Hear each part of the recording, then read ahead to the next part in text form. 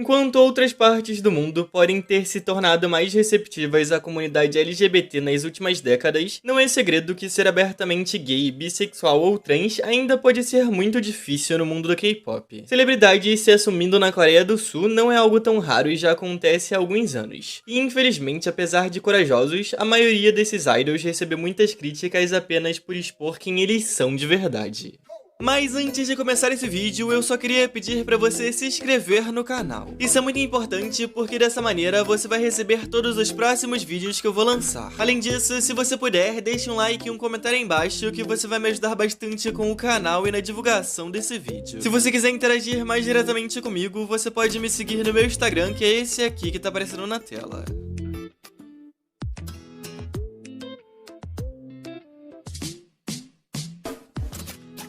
A primeira celebridade que se assumiu gay na Coreia não foi um idol, e sim um ator, Hong Seok-cheon. Ele veio a público se revelar homossexual lá no início dos anos 2000, e se as coisas já são difíceis hoje em dia, naquela época era ainda pior. Em uma entrevista recente, ele disse ter descoberto sobre a sua sexualidade desde a escola, mas esperou até os seus 30 anos para revelar para o público. Ele esperava que com a virada do século e uma nova década, as pessoas estariam mais abertas a esse tópico que sempre foi um tabu muito grande no país. Ele acabou por estar errado, já que por homofobia da Coreia, ele acabou perdendo seu emprego de apresentador e ficou 3 anos sem receber nenhuma proposta de trabalho. Felizmente, um dos diretores da SBS estendeu a mão para ele 3 anos depois, dizendo que ele não tinha feito nada de errado e as pessoas não deveriam agir desse jeito com ele. As coisas melhoraram muito desde então e hoje em dia ele é a celebridade LGBT de maior renome na indústria de entretenimento coreano.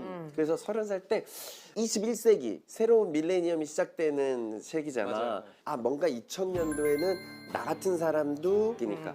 근데 커밍아웃 했는데 똑같은 거야. 고생 3년 쉬시고.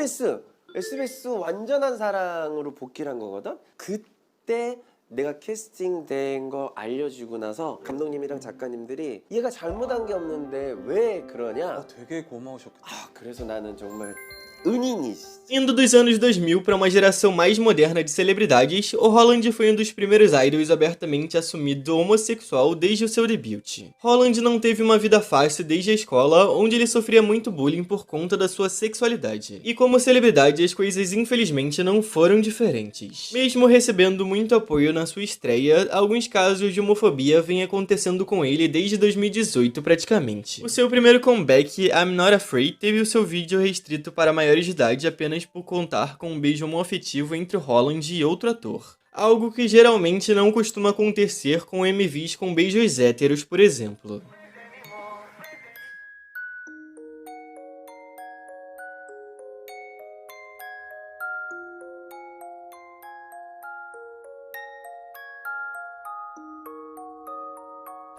Uma curiosidade é que o vídeo de Abracadabra, uma das músicas mais icônicas da segunda geração, foi banida por algumas emissoras de TV da Coreia. E um dos motivos é a alusão a um beijo lésbico que nem chega a realmente acontecer.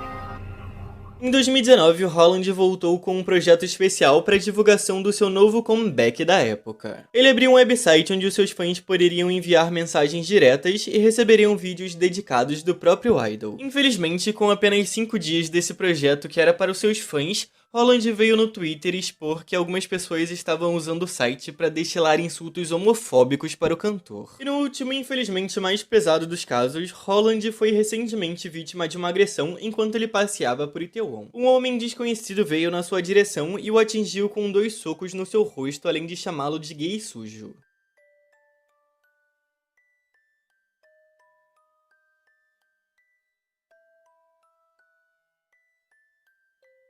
Inspirados pelo sucesso que a Harisu, uma idol e modelo trans, teve na Coreia no início do século, em 2005 surgiu Lady, o primeiro e até hoje único grupo feminino de K-pop completamente formado por mulheres trans.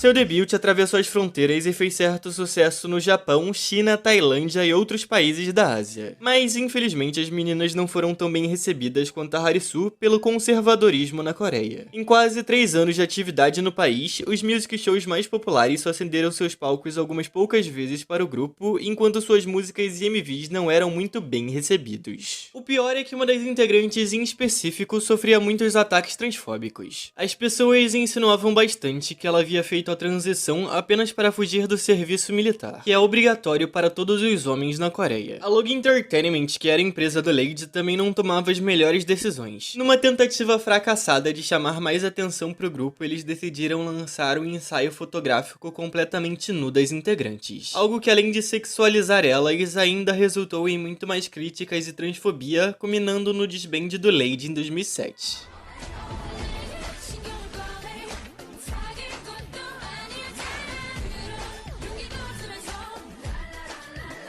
Song Hye-in era uma Yuzang muito popular que inicialmente ganhou muita notoriedade como trainee no K-pop. Ela ganhou mais atenção ainda durante a sua aparição no Idol School da Mnet, mas infelizmente deixou o programa após o primeiro episódio por conta de problemas com a sua saúde. Em 2019, Hye-in estreou como artista solo e também se revelou bissexual, revelando a sua namorada ao mesmo tempo. Infelizmente, ela foi muito invalidada pela sociedade coreana porque naquela época ela também estava sendo acusada de algumas acusações de bullying.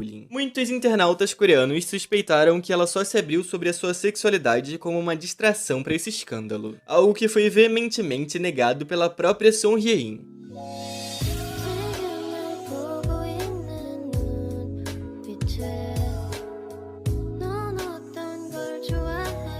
Outra idol feminina a se assumir bissexual foi a Jie, ex-integrante do WhatsApp. Ela usou a sua conta no Instagram para falar sobre a sua sexualidade, além de revelar a sua namorada, dizendo que ela amava tanto homens quanto mulheres. Infelizmente, pouco tempo depois, a Jie revelou que estava sofrendo psicologicamente por conta de tantos comentários homofóbicos que ela estava recebendo desde a sua publicação. E esse foi o vídeo, muito obrigado a você que assistiu ele até aqui. Não se esqueça de se inscrever no canal para você receber os próximos, além de deixar um like e um comentário aí embaixo que você vai me ajudar bastante com o canal e na divulgação desse vídeo. Se você quiser interagir mais diretamente comigo, você pode me seguir no meu Instagram. É só isso e até a próxima.